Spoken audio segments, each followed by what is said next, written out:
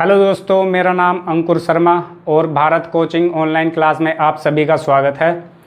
तो आपको जैसे पता है कि पिछली क्लास में हमने वर्णमाला टॉपिक स्टार्ट किया था, तो हमने उसमें स्वर के बारे में अध्ययन किया था, स्वर के बारे में पढ़ा था। तो स्वर के बारे में हमारा ज़्यादातर सब कुछ कंप्लीट हो गया। तो आज हम पढ़ेंगे व्यंजन। हम व्यंजन पढ़ेंगे कि व्यंजन किसे कहते हैं या व्यंजन कितने प्रकार के होते हैं, तो इन सब चीज़ों के बारे में जानेंगे। तो आइए चलो शुरुआत करते हैं व्यंजन। तो सबसे पहले व्यंजन की परिभाषा जानेंगे, व्यंजन किसे कहते हैं। तो जो व्यंजन है वे हमारे स्वरों की सहायता से जो बोले जाने वाले वर्ण हैं उन्हें हम बोलते हैं व्यंजन। यानी कि जो स्वरों की सहायता से, जिन वर्णों का उच्चारण स्वरों की सहायता से होता है उन्हें बोलते हैं हम व्यंजन।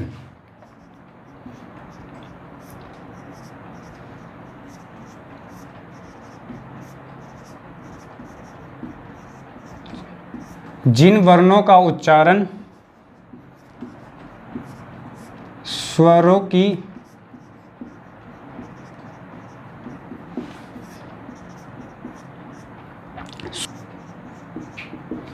जिन वर्णों का उच्चारण स्वरों की सहायता से होता है उन्हें हम बोलते हैं व्यंजन। कहने का मतलब ये है कि जितने भी व्यंजन हैं वे सभी हमारे बिना स्वर के नहीं बोले जाते, यानी कि उनका अगर जब हम उच्चारण करेंगे तो स्वर की सहायता जरूर पड़ेगी। तो जिन वर्णों का उच्चारण स्वरों की सहायता से होता है उन्हें हम कहते हैं व्यंजन। पेपर में क्वेश्चन कैसे पूछेगा, या तो पूछ लेगा, तुम्हें 4 ऑप्शन देगा, निम्न में से व्यंजन की परिभाषा है, तो परिभाषा में आपको 4 ऑप्शन देगा, उसमें से आपको देख के बताना पड़ेगा। तो जिन वर्णों का उच्चारण स्वरों की सहायता से होता है या जो वर्ण स्वर की सहायता से बोले जाते हैं या उच्चारण किया जाता है उन्हें हम बोलते हैं व्यंजन। अब बात करें व्यंजन कितने प्रकार के होते हैं, व्यंजनों की संख्या पे बात करें हम।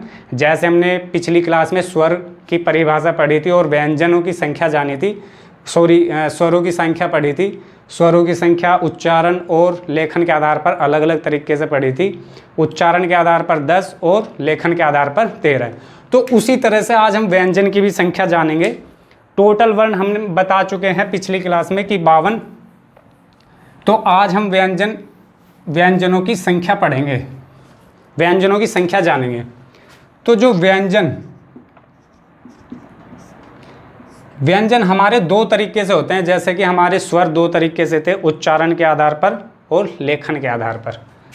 तो उच्चारण के आधार पर देखेंगे और लेखन। अगर बात करें उच्चारण के आधार पर जो व्यंजनों की संख्या मानी गई है 35 और लेखन के आधार पर व्यंजनों की संख्या मानी गई है 39। अब बात करेंगे कि उच्चारण के आधार पर किस तरीके से 35 और लेखन के आधार पर 39 कैसे हुई। तो हम मूल रूप से बात करें, मूल रूप से व्यंजनों की संख्या कितनी होती है। जैसे हमने मूल स्वर पढ़े थे, मूल स्वर और संयुक्त स्वर। संयुक्त स्वर तो हमने स्वरों में पढ़ा था, स्वर जो हमारे मूल स्वर होते हैं और संयुक्त स्वर।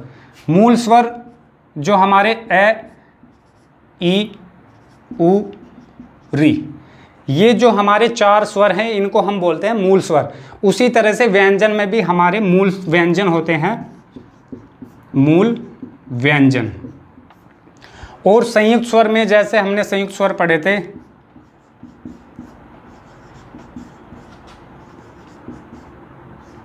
संयुक्त स्वर। संयुक्त स्वर का मतलब पिछली क्लास में हमने बताया कि जो 2 भिन्न स्वरों के योग से बनते हैं उन्हें संयुक्त स्वर कहते हैं। उसी तरह से हम इसमें उच्चारण के आधार पर मूल स्वर जानेंगे, मूल स्वरों की संख्या कितनी होती है।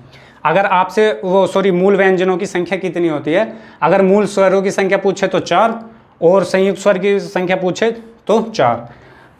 अब बात करें व्यंजन में। व्यंजन में मूल व्यंजनों की संख्या 33, ठीक है। और जब हमने लिख रखा है यहाँ पे कि उच्चारण के आधार पर व्यंजनों की संख्या कितनी है 35, जबकि हमारे मूल रूप से व्यंजन कितने होते हैं 33। तो इसमें 2 व्यंजन और ऐड हुए, 2 व्यंजन और जुड़े। तो वे कौन से जुड़े, अड़ा और अड़ा। इन दो व्यंजनों के जुड़ने से हमारे उच्चारण के आधार पर व्यंजनों की संख्या 35 मानी गई है। और मूल व्यंजन, यदि बात करें मूल व्यंजनों की संख्या तो 33।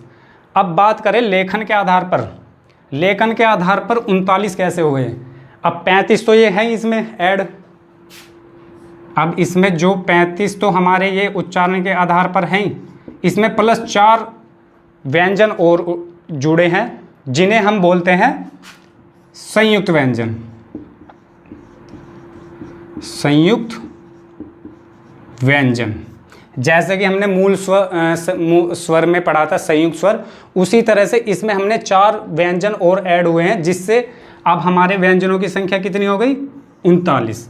तो लेखन के आधार पर अगर बात पूछी जाए, लेखन के आधार पर व्यंजनों की संख्या कितनी है तो 39, उच्चारण के आधार पर पूछा जाए तो 35।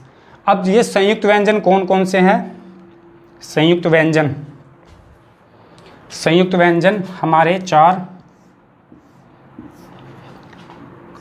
क्ष, त्रय, ज्ञ और श। इन 4 संयुक्त व्यंजनों को जोड़कर हमारे लेखन के आधार पर व्यंजनों की संख्या हो जाती है 39।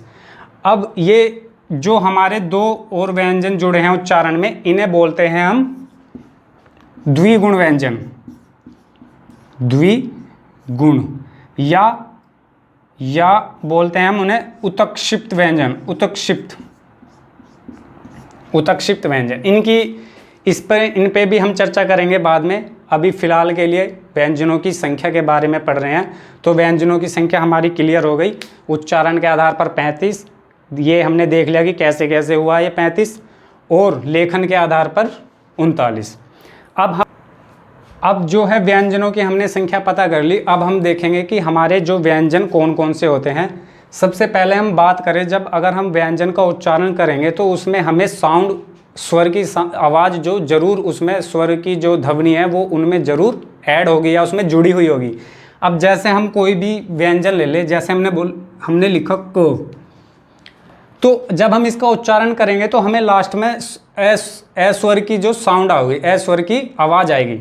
अगर हम इसका विच्छेद या इसके टुकड़े करें तो इसके टुकड़े होंगे को प्लस अ। इस स्वर के जुड़ने से हमारा पूर्ण व्यंजन बन जाता है। और जब हम इसमें से स्वर को अलग करेंगे तो हलंत के रूप में हमारा व्यंजन हलंत के रूप में आधा माना जाएगा वो, क्योंकि इसमें से स्वर अलग हो गया तो ये आधा, इसे ये हलंत बोलते हैं। इसका मतलब होता है कि व्यंजन आधा है, यानी कि स्वरहीन है, स्वरहीन है।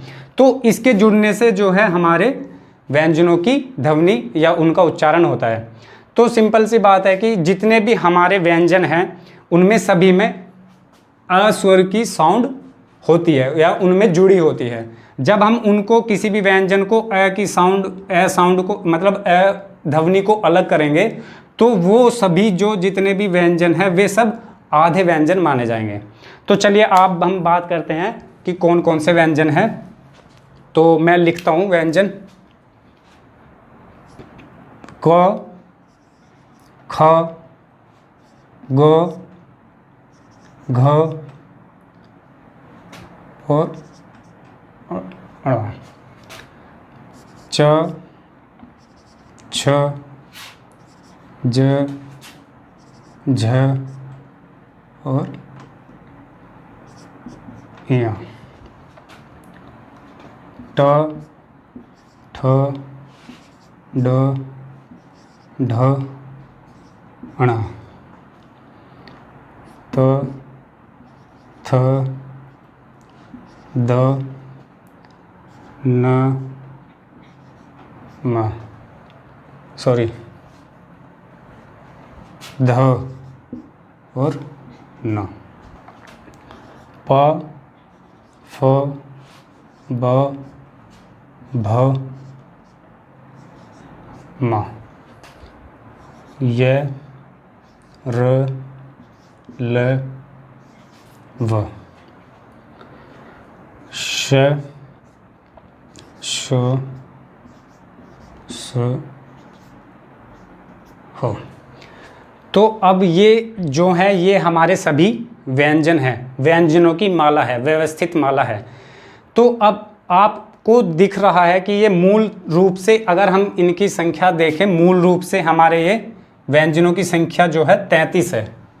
इन्हीं को हम मूल व्यंजन बोलते हैं, जो भी ये यहाँ पे लिखे हुए हैं इन्हें हम मूल व्यंजन बोलते हैं, जिनकी संख्या 33 है। अब इसमें सबसे पहले हम पढ़ेंगे इनके उच्चारण स्थान पढ़ेंगे कि इनका उच्चारण, जैसे हमने स्वर में पढ़ा था कि कंठ से बोले जाने वाले स्वर, तालव्य से बोले जाने वाले स्वर कौन कौन से हैं, तो ऐसे ही इनमें हम व्यंजन में भी पढ़ेंगे कि इनका उच्चारण हमारे मुख से कहाँ से कैसे किस प्रकार से होता है।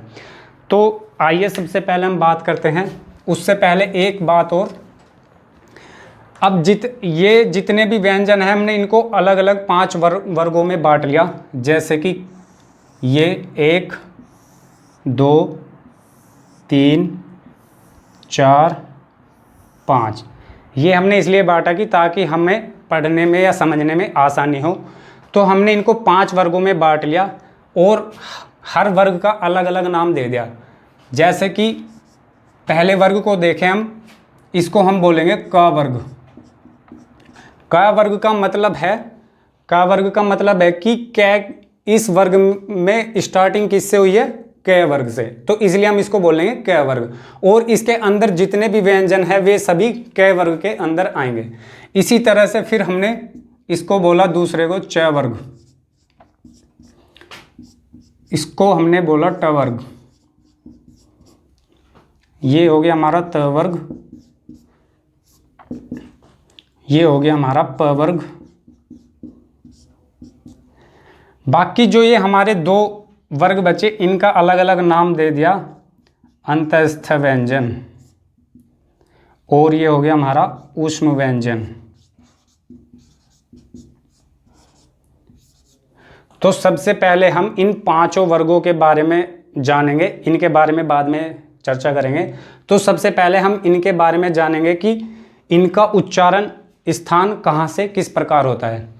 तो सबसे पहले बात, क्वेश्चन ये बनेगा कि हिंदी वर्णमाला में व्यंजनों में कितने वर्ग हैं या कितने वर्गों में बांटा है। तो अगर बात करें हिंदी वर्णमाला में व्यंजनों को हमने 5 वर्गों में बांटा है, 1 2 3 4 5। कौन कौन से? क वर्ग, च वर्ग, ट वर्ग, त वर्ग, प वर्ग।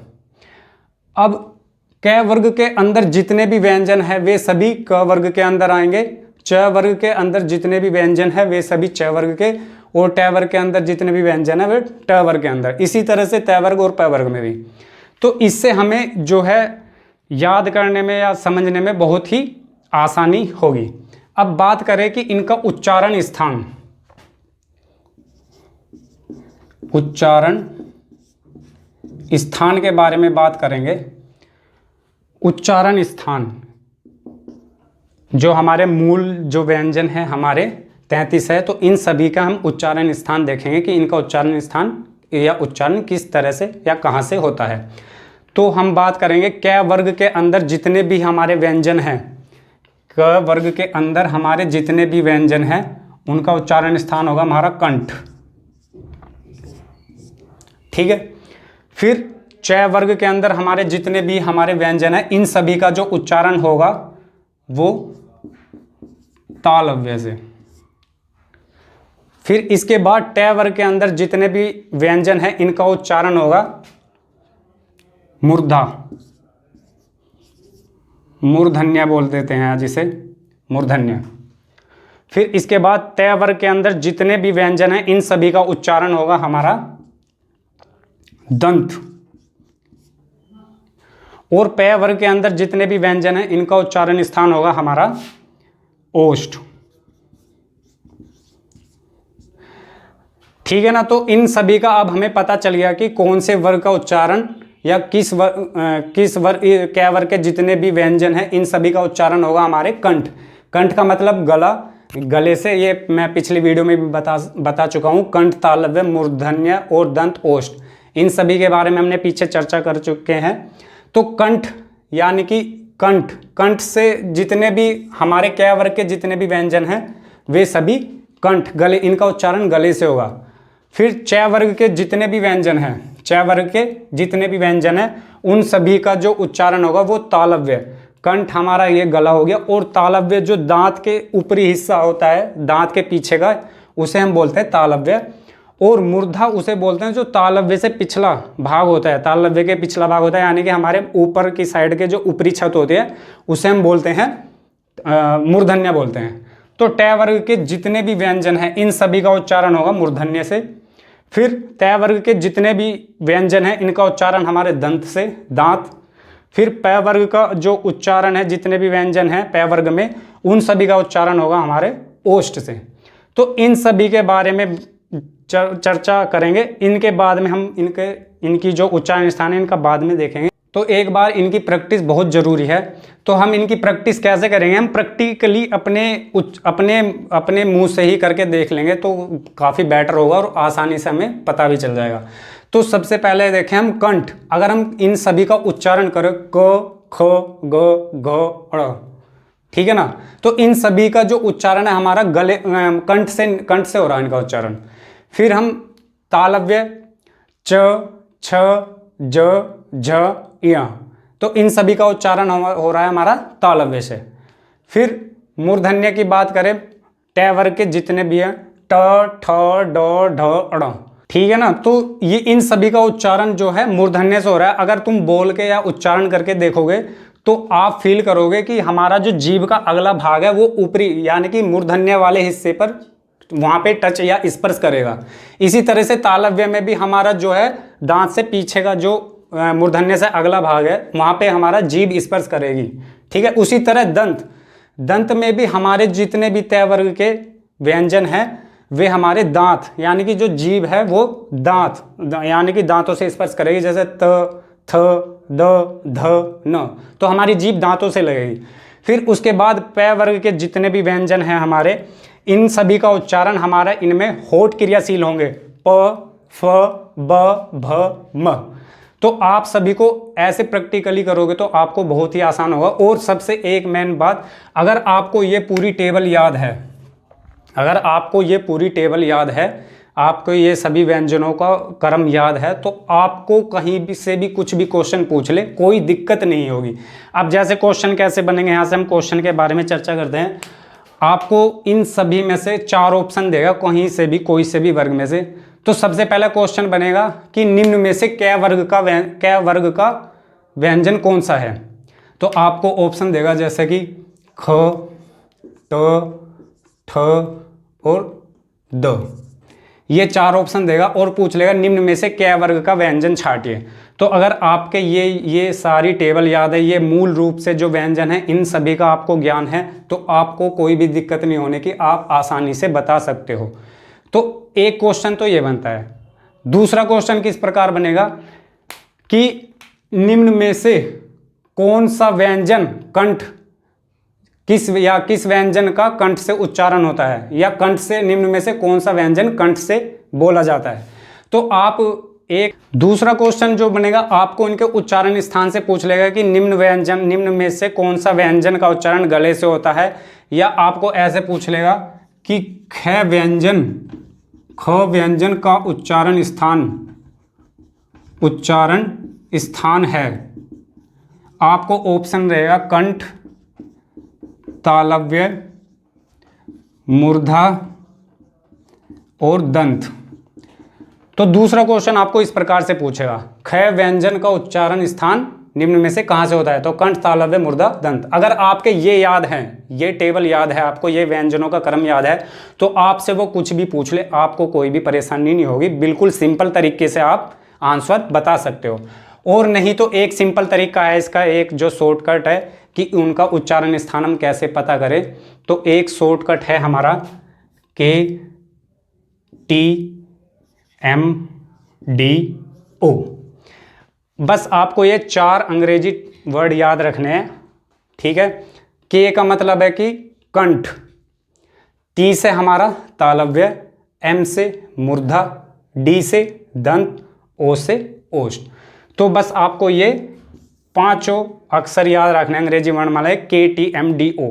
अगर आपको इनका क्रम भी याद ना हो, कई बार आगे पीछे हो जाता है इनका क्रम, तो अगर क्रम भी याद ना हो तो KTMDO बहुत सिंपल तरीका है, इससे आपको बहुत ही आसानी होगी छांटने के लिए उच्चारण स्थान में।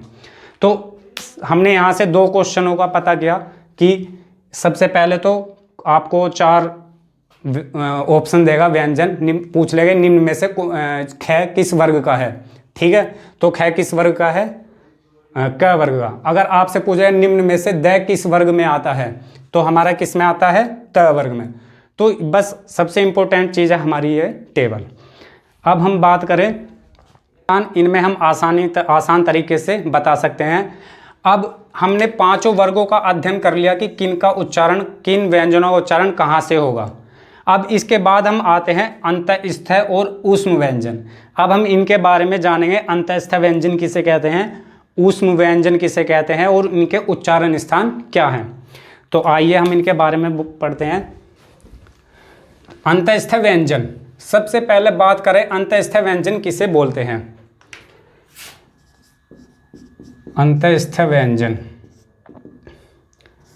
अंतःस्थ व्यंजनों का, जब हम इन अंतःस्थ व्यंजनों का उच्चारण करते हैं तो जो हमारा श्वास है, श्वास वायु है, वो अंदर से आती है पेट से, यानी कि पेट पर जो थोड़ा हल्का प्रेशर लगता है, तो अंतःस्थ व्यंजन कहते हैं जो आधे स्वर होते हैं और आधे व्यंजन होते हैं। ठीक है ना, यानी कि स्वर और व्यंजन के मध्य होते हैं। अंतःस्थ व्यंजन स्वर व व्यंजन के मध्य होते हैं। ठीक है ना, जो व्यंजन स्वर जो वर्ण स्वर तथा व्यंजन के मध्य होते हैं उन्हें हम बोलते हैं अंतःस्थ व्यंजन। अब अंतःस्थ व्यंजन की परिभाषा होगी। अब हम इनका उच्चारण स्थान देखेंगे, उच्चारण स्थान इनका कहाँ से होता है। तो सबसे पहले हम बात करें य, र और ल और हमारा व। क्वेश्चन कैसे भी पूछ लेगा, अंतःस्थ व्यंजनों की संख्या पूछ ले, अंतःस्थ व्यंजनों की संख्या कितनी होती है, 4। तो अगर हम अब हम इनका उच्चारण स्थान देखते हैं। य का उच्चारण स्थान होगा हमारा तालव्य। फिर बात करें हम र और ल, इनका जो हमारा उच्चारण स्थान होगा दंतमूल या मसूड़ा, या इनका एक नाम और है वतर्ष्य। इनको हम वतर्ष्य व्यंजन भी कहते हैं। कई बार एग्जाम क्वेश्चन में कंफ्यूजन होता है कि हमें एक नाम पता रहता है, बाकी 2 नामों का नहीं पता होता। तो इनमें से कोई सा भी अगर आपको नाम दे कि निम्न में से दंतमूल व्यंजन कौन सा है, या निम्न में से मसूड़े से जो किस व्यंजन का उच्चारण होता है, या वतर्ष्य व्यंजन, निम्न में से वतर्ष्य व्यंजन कौन सा है, तो आपको इन तीनों का इनका तीनों उच्चारण स्थान याद रखना होगा ताकि कोई परेशानी ना हो एग्जाम में। फिर उसके बाद हम बात करें व का जो उच्चारण स्थान होगा हमारा तो वो होगा हमारा दंत प्लस ओष्ठ। जो व का उच्चारण स्थान होगा हमारा दंत प्लस ओष्ठ। और एक बात और इसमें, य और व हमारे अर्धस्वर कहलाते हैं, अर्धस्वर कहलाते हैं। इन्हें हम य और व को अर्धस्वर क्यों बोलते हैं, क्योंकि कभी तो ये व्यंजन के रूप में प्रयोग हो जाते हैं और कभी स्वर के रूप में प्रयोग हो जाते हैं, तो इसलिए हम इनको अर्धस्वर कहते हैं। अब जैसे देखेंगे कि अर्धस्वर कैसे होता है। अब अब हम एग्जाम्पल से देखते हैं कि इनको अर्धस्वर, ये स्वर और व्यंजन के रूप में किस तरह से प्रयोग होते हैं। जैसे हमने लिखा, कोई शब्द लिखा पढ़ाई, और इसका हमने लिख दिया पढ़ाई। तो जब हम इनको पढ़ेंगे दोनों वर्डों को, तो वर्ड तो एक साथ सेम बोले जाएंगे, लेकिन हमारा जो इनका जो चेंज हो गया यहाँ से, यह जो है हमारा, यह यहाँ पे व्यंजन के रूप में प्रयोग हो रहा, फिर हमारा यहाँ पे किस रूप में प्रयोग हो गया, स्वर के रूप में, और यहाँ पे किस रूप में प्रयोग हो रहा हमारा, व्यंजन के रूप में। तो ये जो यह और वह व्यंजन है, ये कभी तो स्वर के रूप में प्रयोग हो जाते हैं, कभी व्यंजन के रूप में। अब जैसे कोवा, कोवा। कोवा को हम ऐसे भी लिखते हैं कोवा, तो वह हमारा क्या में प्रयोग हो गया, स्वर में। इसी तरह से जैसे एक एग्जांपल और,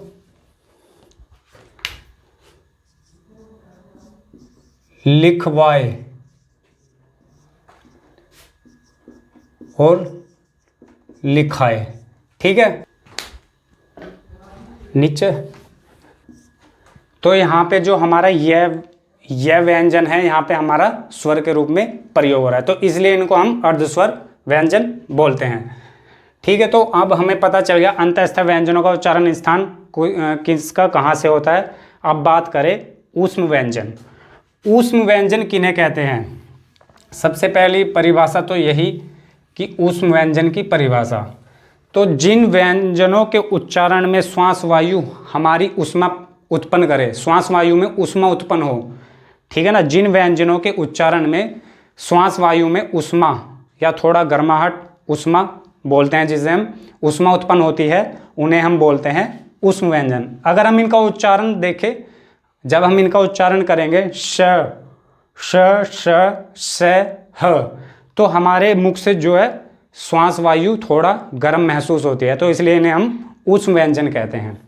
तो आपको छांटने के लिए भी आ जाएगा क्वेश्चन में, आपको क्वेश्चन इनमें से देगा तो निम्न में से ऐसे पूछ लेगा कि निम्न में से अंतःस्थ व्यंजन कौन सा है या ऊष्म व्यंजन कौन सा है। जैसे कि इनमें यहाँ पे क्वेश्चन बने थे, और इनका उच्चारण स्थान भी पूछ लेगा, यह का उच्चारण स्थान कहाँ से होता है, या र और ल का उच्चारण स्थान, या फिर वह का उच्चारण स्थान, तो वो सब हम बता चुके हैं। अब बात करें ऊष्म व्यंजन के उच्चारण स्थान की, तो सबसे पहले जो हम बात करें श श स और है। अब जो हमारे ये तीन तरह के श हैं, इनमें बड़ा कन्फ्यूज़न होता है कि स, ये तीनों का उच्चारण स्थान सेम सही लगता है, और इसमें एक बड़ा स और छोटे स की भी बात होती है कि कौन सा स बड़ा होता है और कौन सा छोटा। तो ज़्यादातर बच्चे इसमें कन्फ्यूज़न रहते हैं। तो जो ये वाला स होता है, इसको बोलते हैं बड़ा स, और इसे हम बोलते हैं छोटा श, ठीक है। तो इनमें कन्फ्यूजन हो जाता है कई बार कि कौन सा बड़ा होता है और कौन सा छोटा होता है, ठीक है। तो ये अब इनका उच्चारण स्थान देखेंगे हम, इनका उच्चारण स्थान कैसे कहाँ से होता है। तो इनका जो, अगर हम बड़े वाले स की बात करें, तो इसका उच्चारण स्थान है हमारा तालव्य, और इस श का उच्चारण होता है हमारा मूर्धा या मूर्धन्य बोलते हैं हम जिसे, और इसका छोटे वाले स का उच्चारण स्थान है हमारा दंत, और जो ये है इसका उच्चारण स्थान है हमारा कंठ। तो इन चारों ऊष्म व्यंजनों का उच्चारण स्थान हमें पता चल गया। तो अगर आप इसका उच्चारण करोगे श, तो हमारे जो जीभ है वो तालु से स्पर्श करेगी, और साइड हमारे मतलब बगल से श्वास वायु बाहर निकलती है। इसी तरह हम जब श का उच्चारण स्थान करते हैं, तो हमारी जीभ मूर्धा को स्पर्श करती है श, यानी कि तालव्य से पिछला भाग श। आप प्रैक्टिकल करोगे तो आपको पता चल जाएगा इनका उच्चारण स्थान। और जो छोटा सा है, इसका जो जब हम इसका उच्चारण करेंगे तो हमारी जीभ जो है दांतों को स्पर्श करेगी स, और ह हमारा ह कंठ गले से उच्चारण स्थान है। तो हमने इन सभी का उच्चारण स्थान, अब तक हमने व्यंजनों का, जो व्यंजनों में का जो 33 मूल रूप से व्यंजन है उनके बारे में जाना, कौन कौन से होते हैं और कौन सा व्यंजन किस वर्ग में आता है, और अंतःस्थ व्यंजन और ऊष्म व्यंजन किसे कहते हैं। अब हम वर्गीकरण करेंगे, व्यंजनों का वर्गीकरण। जिस तरह से हमने स्वर जो हमने पढ़ाया था उसमें वर्गीकरण किया था, स्वरों का वर्गीकरण, इसी तरह से हम अब व्यंजनों का वर्गीकरण करेंगे। हम व्यंजनों का वर्गीकरण करते हैं कि व्यंजन का वर्गीकरण किस तरीके से कितने भागों में होता है। तो हम यहाँ पे व्यंजनों का वर्गीकरण 3 तरीके से करेंगे। नंबर 1, एक तो श्वास के आधार पर। नंबर 2, स्वर तंत्री के आधार पर। नंबर 3, श्वास अवरोध प्रक्रिया के आधार पर, प्रक्रिया के आधार पर।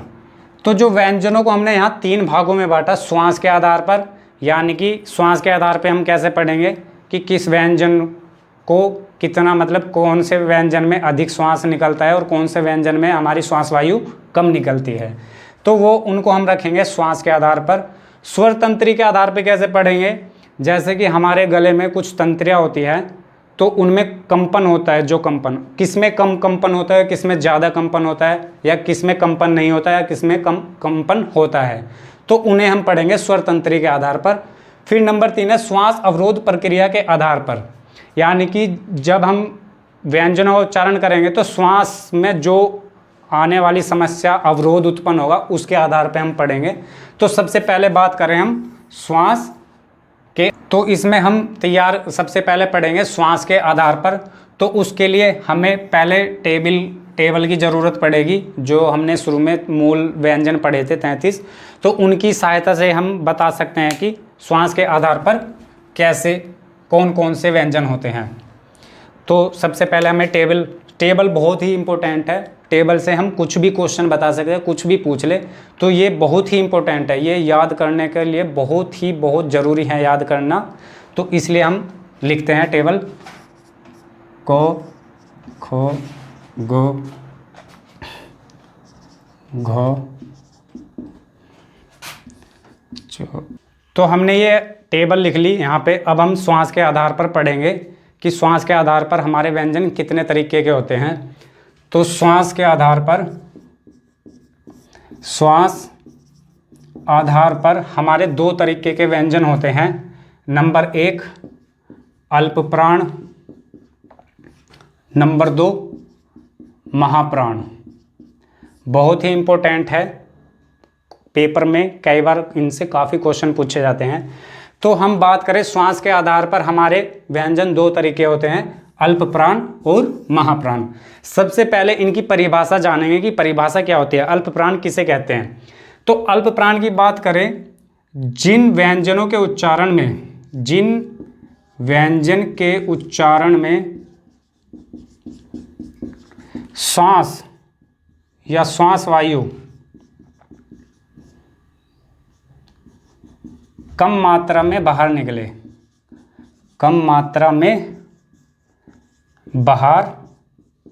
निकले। अब इसका तो आप जो है इस वर्ड से ही, इस शब्द से ही पता लगा सकते हो कि अल्प का मतलब कम, प्राण का मतलब श्वास या वायु, तो कम यानी कि कम मात्रा में जो बाहर निकलेगी श्वास वायु, जिन व्यंजनों के उच्चारण में श्वास वायु कम मात्रा में बाहर निकलेगी उन्हें हम बोलेंगे अल्प प्राण। तो इसी का विपरीत होगा फिर महाप्राण किसे कहें, महा का मतलब अधिक, प्राण यानी कि अधिक श्वास वायु, यानी कि जो श्वास वायु है अधिक मात्रा में बाहर निकले, अधिक मात्रा में बाहर निकले, तो उन्हें हम बोलेंगे महाप्राण व्यंजन। महाप्राण व्यंजन उन्हें बोलेंगे, यानी कि महाप्राण जिन व्यंजनों के उच्चारण में हमारी श्वास वायु अधिक मात्रा में बाहर निकले महाप्राण, और कम मात्रा में बाहर निकले तो अल्प प्राण।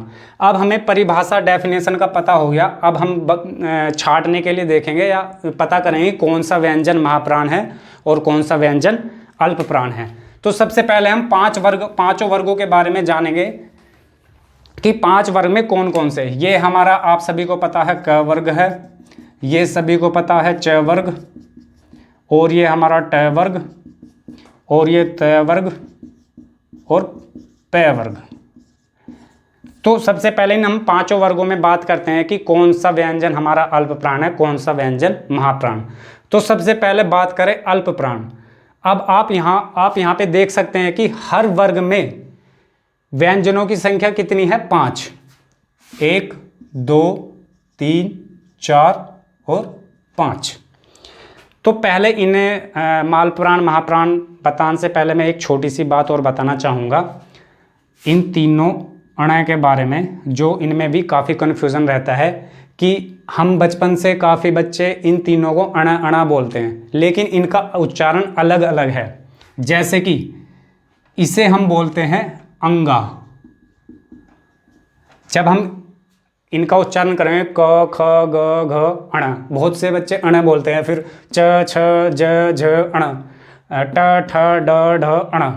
तो ये जो इन तीनों को अणा अणा बोलते हैं हर वर्ग में, ये गलत है। इनका उच्चारण स्थान जो सही उच्चारण है क ख ग घ अंगा, च छ ज झ इया, तो इसे हम बोलते हैं इया। मैं लिख रहा हूं यहां पे इया। और ट ठ ड ढ अणा, इसे बोलते हैं हम अणा। तो इनमें भी काफी कंफ्यूजन रहता है, तो इनका उच्चारण स्थान अलग अलग है। इसे अंगा बोलते हैं, इसे इया और इसे अणा। ठीक है। अब बात करें अल्प प्राण और महाप्राण। तो अल्प प्राण के बारे में सबसे पहले देखें, हर वर्ग में हमारे 5 व्यंजन हैं। तो हर वर्ग का पहला व्यंजन, तीसरा व्यंजन और 5वां व्यंजन, हमारे 5 वर्ग हैं। 5 वर्गों में 5-5 वर्ण हैं। तो हर वर्ग का पहला, तीसरा और 5वां, ये सभी हमारे अल्प प्राण होंगे। अल्प प्राण, ये भी हमारा अल्प प्राण और ये भी अल्प प्राण। कोई से भी वर्ग में बात कर ले, 5 वर्गों में से किसी में भी पूछे, सभी में ये रूल लगेगा अल्प प्राण के लिए कि हर वर्ग का पहला, तीसरा और 5वां अक्षर जो व्यंजन होगा वो हमारा अल्प प्राण होगा। बाकी जो बचे दूसरा और चौथा, दूसरा और चौथा व्यंजन, ये सभी हमारे होंगे महाप्राण। महाप्राण। अब आप प्रैक्टिकली कर सकते हो, इनका उच्चारण स्थान करो। पहले अल्प प्राण का उच्चारण करो, क ग अंगा, क ग अंगा। तो श्वास वायु बहुत ही कम मात्रा में हमारी बाहर निकल रही है। और महाप्राण का जब हम उच्चारण करेंगे ख ख घ, तो श्वास वायु अधिक मात्रा में बाहर निकल रही है। तो प्रैक्टिकली भी हम कर सकते हैं अल्प प्राण और महाप्राण की पहचान। इसी तरीके से हर वर्ग में ये सभी रूल लगेगा। हर वर्ग का पहला, तीसरा और 5वां महाप्राण, यह भी पहला, तीसरा, 5वां महाप्राण, पहला, तीसरा, 5वां महाप्राण अल्प प्राण होंगे। ये पहला, तीसरा, 5वां, हर वर्ग का पहला, तीसरा, 5वां होगा अल्प प्राण। और हर वर्ग का दूसरा और चौथा व्यंजन महाप्राण, हर वर्ग का दूसरा और चौथा व्यंजन महाप्राण। ठीक है। तो ये इन 5 वर्गों में हम अल्प प्राण और महाप्राण छांट सकते हैं। अब बात करें अंतःस्थ व्यंजन, अंतःस्थ और ऊष्म व्यंजन में। अब अंतःस्थ व्यंजन और ऊष्म व्यंजन में कैसे छांटेंगे कि कौन सा अल्प प्राण है और कौन सा महाप्राण है।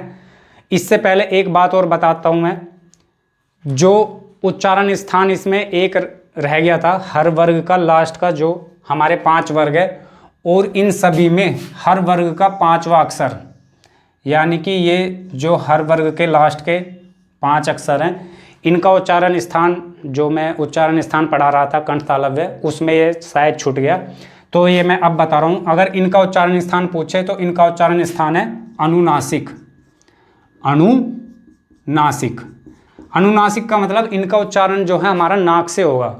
और आपको ये छांटने के लिए पूछ लेगा कि आपको 4 ऑप्शन देगा, इनमें से एक रहेगा, तो पूछ लेगा निम्न में से कौन सा व्यंजन अनुनासिक है, या अनुनासिक व्यंजन ना, अनुनासिक ना देके पंचमाक्षर, पंचमाक्षर,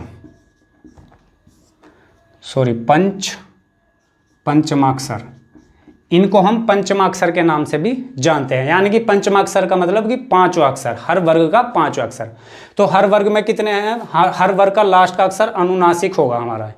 ठीक है। अब बात करें हम अंतःस्थ व्यंजन की, कि अंतःस्थ व्यंजनों में अल्प प्राण और महाप्राण, हम बाकी हमारे इन 5 वर्गों में हमने देख लिया। अब ये 2 बचे अंतःस्थ और ऊष्म व्यंजन, इनमें हम देखेंगे अल्प प्राण और महाप्राण कौन से होते हैं। तो आइए, अंतःस्थ व्यंजन और ऊष्म व्यंजन में हम अल्प प्राण और महाप्राण की जांच करेंगे।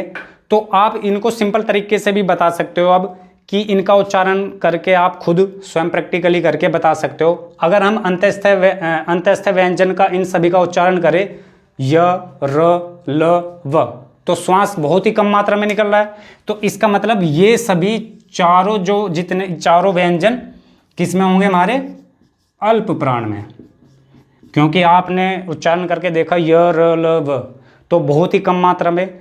और जब हम उस व्यंजनों का उच्चारण करेंगे, उस व्यंजनों का उच्चारण करेंगे श स श स ह, तो श्वास वायु वो अधिक मात्रा में निकल रही है, तो ये होंगे हमारे सभी महाप्राण। यानी कि उस व्यंजन में जितने भी व्यंजन हैं, चारों व्यंजन ये महाप्राण, और अंतस्थ व्यंजन में चारों व्यंजन अल्प प्राण। तो ये अल्प प्राण और महाप्राण में हमने अपने देख लिया कि कौन सा अल्प प्राण है, कौन सा महाप्राण है। अब ये तो श्वास के आधार पर वर्गीकरण था। अब नंबर 2 पे हम करेंगे स्वर तंत्री के आधार पर। स्वर तंत्री के आधार नंबर 2 पर है हमारा स्वर तंत्री के आधार पर। श्वास के आधार पर हमने अल्प प्राण महाप्राण देख लिए। अब हम बात करेंगे स्वर तंत्री के आधार पर व्यंजन कितने प्रकार के होते हैं। तो स्वर तंत्री के आधार पर भी हमारे 2 प्रकार के होते हैं, एक तो घोष और अघोष। घोष को हम सघोष भी बोल देते हैं। अब सबसे पहले बात करें इनकी परिभाषा, घोष या अघोष किसे कहते हैं। घोष से आपको पता चलता होगा कि जय घोष करना, आपने जब कोई महाभारत में युद्ध या रामायण में आपने युद्ध देखा होगा, तो युद्ध से पहले वे घोष करते थे। घोष का मतलब कि जय घोष, कंपन करना या अलर्ट, ठीक है। तो हमारे जो गले के अंदर तंत्रियां होती हैं, तंत्रियां जिनमें हमारा कंपन होता है, जिन व्यंजनों का उच्चारण करेंगे, तो जब हम व्यंजनों का उच्चारण करते हैं तो उनमें कंपन होता है एक तरीके से। तो जिनमें कंपन हो उन्हें तो बोलते हैं हम सघोष, और जिनमें कंपन ना हो उन्हें बोलते हैं हम अघोष। कहने का मतलब है जिन व्यंजन के उच्चारण में, जिन व्यंजनों के उच्चारण में स्वर तंत्री में कंपन हो उन्हें हम बोलते हैं सघोष। यानी कि जब हम उनका उच्चारण करेंगे तो हमारे गले में एक कंपन महसूस होगा, कंपन तरीके से। कंपन यानी कि एक वाइब्रेशन फील होगा। और जिनके उच्चारण में हमें वाइब्रेशन या कंपन महसूस ना हो वो हमारा सघोष, ठीक है। कंपन न हो तो हमें डेफिनेशन का पता चल गया कि सघोष और अघोष किसे कहते हैं। अब बात करें कि कौन सा व्यंजन हमारा सघोष होगा और कौन सा व्यंजन होगा। तो सबसे पहले बात करें, 5 वर्गों के अंदर देखते हैं सबसे पहले हम कौन सा सघोष होगा और कौन सा अघोष। तो हर वर्ग में 5 व्यंजन हैं। तो हर वर्ग का पहला और तीसरा,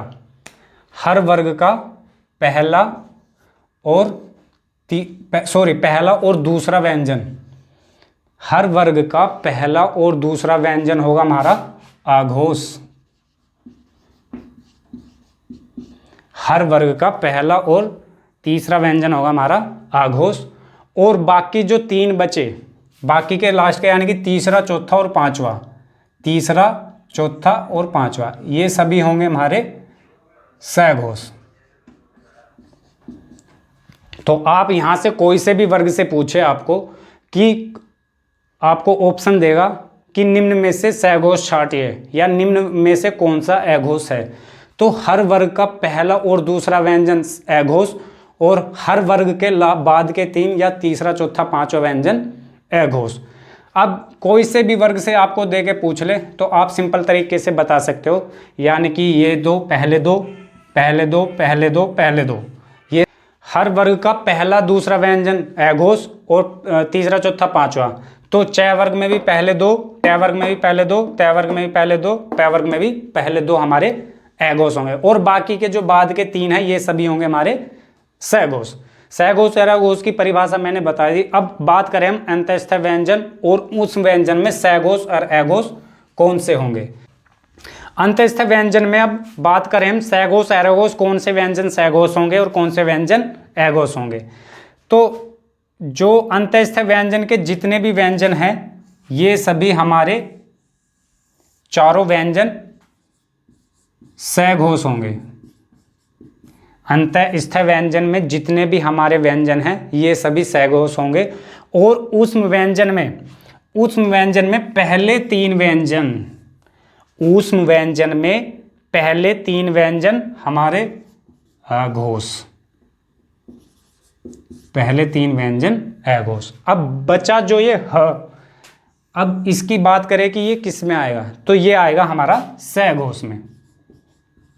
अब इसमें जो ह ये सघोष क्यों है, क्योंकि जब हम इनका उच्चारण करेंगे य र ल व, तो हमारे गले में कंपन महसूस होता है। और जब हम ऊष्म व्यंजनों का, पहले तीन ऊष्म व्यंजनों का उच्चारण करते हैं स स श, तो हमारा इनमें कंपन महसूस नहीं होता। इसलिए अगर हम अ का उच्चारण करेंगे ह, तो गले में कंपन महसूस होता है, तो इसलिए ये सघोष की श्रेणी में होगा। अंतःस्थ और ऊष्म व्यंजन में हमने देख लिया सघोष और अघोष कौन से होंगे। अब इसके बाद कई बार स्वरों के बारे में भी पूछ लेता है कि स्वरों में भी सघोष और अघोष होते हैं क्या। तो जितने भी हमारे स्वर हैं, सभी स्वर जितने भी संख्या है, स्वरों की कुल संख्या 11, तो जितने भी स्वर हैं और लेखन के आधार पर 13 हैं, वे सभी स्वर हमारे सघोष श्रेणी के अंतर्गत आते हैं या सघोष श्रेणी में आते हैं। अब हम बात करें श्वास अवरोध प्रक्रिया के आधार पर बात करेंगे कि व्यंजन कितने तरीके के होते हैं। तो श्वास अवरोध प्रक्रिया का मतलब है कि जो हमारा जिन व्यंजनों का उच्चारण करते हैं तो उनमें श्वास अवरोध में रुकावट आती है। तो उसके आधार पर हम देखेंगे, सबसे पहले नंबर 1 स्पर्शी व्यंजन। स्पर्शी व्यंजन, स्पर्शी व्यंजन किसे कहते हैं? जिन व्यंजनों के उच्चारण में जीवा मुख के किसी भी भाग को स्पर्श करके, जीवा मुख के किसी भी भाग को स्पर्श करके श्वास में अवरोध उत्पन्न करती है। जीवा या जीभ। स्पर्शी व्यंजन जिन व्यंजनों के उच्चारण में जीभ मुख भाग को स्पर्श करके वायु में अवरोध उत्पन्न करती है, ठीक है ना, वायु में अवरोध उत्पन्न करती है, तो उन्हें हम बोलते हैं स्पर्शी व्यंजन। अब स्पर्शी व्यंजन कौन कौन से होंगे वे? हमारा क वर्ग, और हम च वर्ग को छोड़कर ट वर्ग, त वर्ग और प वर्ग, इन सभी के प्रथम चार व्यंजन, यानी कि इन चारों वर्ग के क वर्ग, ट वर्ग, त वर्ग, प वर्ग के प्रथम चार व्यंजनों को हम बोलते हैं स्पर्शी व्यंजन। प्रथम चार व्यंजन यानी क, ख, ग, घ, फिर ट, ठ, ड, ढ, फिर तम, त, थ, द, ध, पम, प, फ, ब, भ। तो ये सभी जो चारों व्यंजन हैं, चार वर्ग के च वर्ग को छोड़कर बाकी जो चार वर्ग बचे हैं उनके प्रथम चार व्यंजन होंगे हमारे स्पर्शी व्यंजन। अब इसके बाद अब हम बात करें स्पर्श संघर्षी व्यंजन। स्पर्श संघर्षी व्यंजन किन्हें बोलेंगे या किन्हें कहेंगे स्पर्श संघर्षी व्यंजन? तो जिन व्यंजनों के उच्चारण में जीभ मुख भाग को स्पर्श करके श्वास वायु घर्षण या रगड़ के साथ बाहर निकले, यानी कि जो श्वास वायु है वो हमारी घर्षण करके, संघर्षी का मतलब है घर्षण करके बाहर निकलेगी, तो उन्हें हम बोलेंगे स्पर्शी व्यंजन। और वो कौन से व्यंजन होंगे? हमारे च वर्ग के प्रथम चार व्यंजन। च वर्ग के प्रथम चार व्यंजन हमारे स्पर्श संघर्षी व्यंजन होंगे। जब हम इनका उच्चारण करेंगे च, छ, ज, झ, तो जो श्वास वायु है वो घर्षण के साथ बाहर निकल रही है, तो इन च वर्ग के प्रथम चार व्यंजनों को हम बोलेंगे स्पर्श संघर्षी व्यंजन। अब बात करें स्पर्शी व्यंजन। स्पर्शी व्यंजन किन्हें बोलेंगे? जिन व्यंजनों के उच्चारण में श्वास वायु घर्षण के साथ बाहर निकले, यानी कि जब हम उनका उच्चारण करेंगे तो जो हमारी श्वास वायु है वो घर्षण के साथ एक साथ बाहर निकलेगी, तो वे कौन से व्यंजन है? ऊष्म व्यंजन। ऊष्म व्यंजन, यानी कि ऊष्म व्यंजन में जितने भी व्यंजन है वे सभी हमारे स्पर्शी संघर्षी व्यंजन होंगे। श, स, और ह। जब हम इनका उच्चारण करेंगे तो जो श्वास वायु है वो घर्षण के साथ एक साथ बाहर निकलेगी, तो इसलिए इन्हें हम बोलते हैं संघर्षी व्यंजन।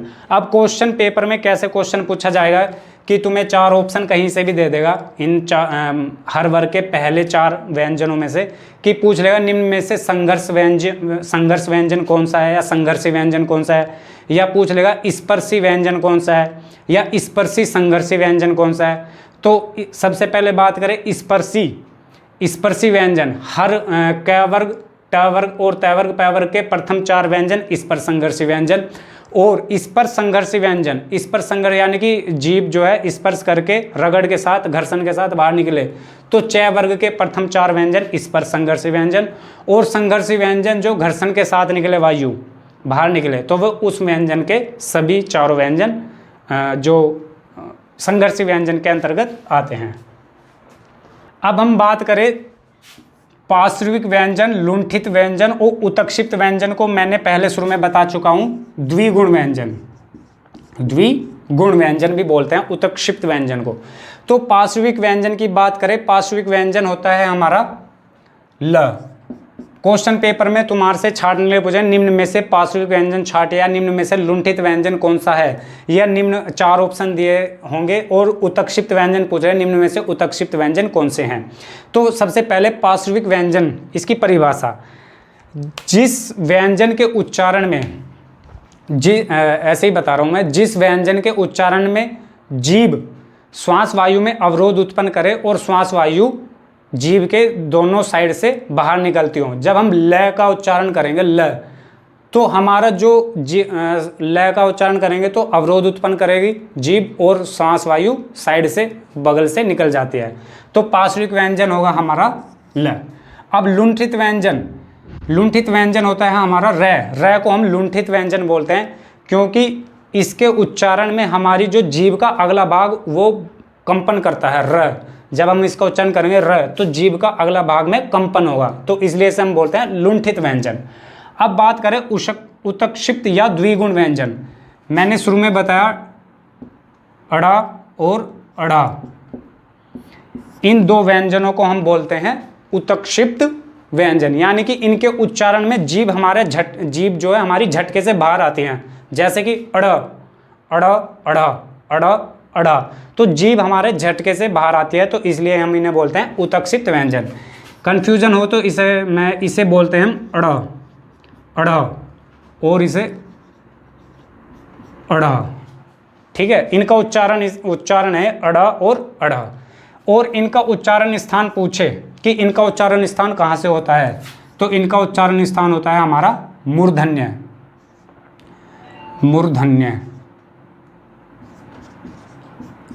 उत्क्षिप्त व्यंजन का जो उच्चारण स्थान है वो है हमारा मूर्धन्य। के बाद हमने सारे जो जितने भी व्यंजन है सभी का हमने वर्गीकरण अच्छे तरीके से कर लिया और उच्चारण स्थान भी देख चुके हैं कि इस व्यंजन का उच्चारण स्थान कहाँ से है, कौन से वर्ग में आता है। अब इसके बाद एक छोटा सा पॉइंट और है वर्णमाला में, फिर आपका वर्णमाला टॉपिक क्लियर हो जाएगा पूरा। अब इसके बाद एक टॉपिक है छोटा सा द्वित व्यंजन। कई बार क्वेश्चन पेपर में द्वित व्यंजन छांटने के लिए पूछ लिया जाता है कि द्वित व्यंजन किसे कहते हैं। अब द्वित व्यंजन के बारे में बात करें, द्वित व्यंजन किसे कहते हैं। द्वित व्यंजन किसी भी पूर्ण व्यंजन से पहले वही व्यंजन अर्धवर्ण के रूप में आ जाए, यानी कि कोई भी जो पूर्ण व्यंजन है वही वर्ण या वही व्यंजन उससे पहले अर्ध व्यंजन के रूप में आ जाए, उसे बोलते हैं हम द्वित व्यंजन। जैसे एग्जाम्पल के तौर पर जैसे मैंने लिखा दिल्ली और बिल्ली, तो आप देख रहे हो कि इसमें से द्वित व्यंजन कौन सा है हमारा। अब हमारा इसमें पूर्ण व्यंजन कौन सा आ रहा है, ल, और इसमें भी ल। अब पूर्ण व्यंजन से पहले वही व्यंजन अर्ध व्यंजन के रूप में उसके साथ प्रयोग हो रहा है, तो ऐसे जो शब्द होंगे या ऐसे जो व्यंजन होंगे उन्हें हम बोलते हैं द्वित व्यंजन। जैसे कि एक और कच्चा और पक्का, तो च से पहले वही व्यंजन अर्ध व्यंजन के रूप में आ रहा है, और पूर्ण व्यंजन क्या है, और इससे पहले वही व्यंजन अर्धवर्ण के रूप में या अर्ध व्यंजन के रूप में आ रहा है, तो इन्हें हम बोलते हैं द्वित व्यंजन। क्वेश्चन में देगा कि आपको 4 शब्द देगा और निम्न पूछ लेगा कि निम्न में से द्वित्व व्यंजन वाला शब्द कौन सा है, तो आप आसानी से बता सकते हो। द्वित्व व्यंजन हम आसानी से बता सकते हैं। बाद ये आपका लास्ट पॉइंट था वर्णमाला में, तो आपका वर्णमाला में स्वर और व्यंजन टॉपिक जो क्लियर हो चुका है। अब वर्णमाला पे आधारित हम कुछ पेपर में आए हुए क्वेश्चन सोल्व करेंगे, देखेंगे कि किस तरीके से क्वेश्चन पेपर में पूछे जाते हैं वर्णमाला से रिलेटेड। तो आइए हम अब कुछ हिंदी वर्णमाला से रिलेटेड कुछ क्वेश्चन देखते हैं।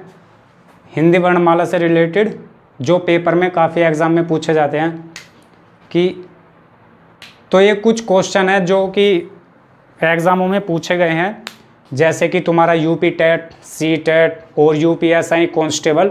तो ये सभी वर्णमाला से रिलेटेड जितने भी क्वेश्चन पेपर में आए हुए हैं ये सभी। तो आइए एक बार इन पर हम देखते हैं। क्वेश्चन नंबर 1, हिंदी वर्णमाला में ऊष्म व्यंजन है, या ऐसे पूरा निम्न में से ऊष्म व्यंजन कौन से हैं। तो आपके 4 ऑप्शन ऐसे दिए होंगे। अब ऊष्म व्यंजन मैंने आपको पढ़ाए थे, तो ऊष्म व्यंजन इसमें से हमारा बी ऑप्शन सही होगा, स, श, स, ह। तो ऊष्म व्यंजन इसका आंसर हो गया हमारा बी। फिर क्वेश्चन नंबर 2, य, र, ल, व व्यंजन को कहते हैं, यानी कि य, र, ल, व व्यंजन को हम क्या कहते हैं, तो हम य, र, ल, व को कहते हैं अंतस्थ व्यंजन।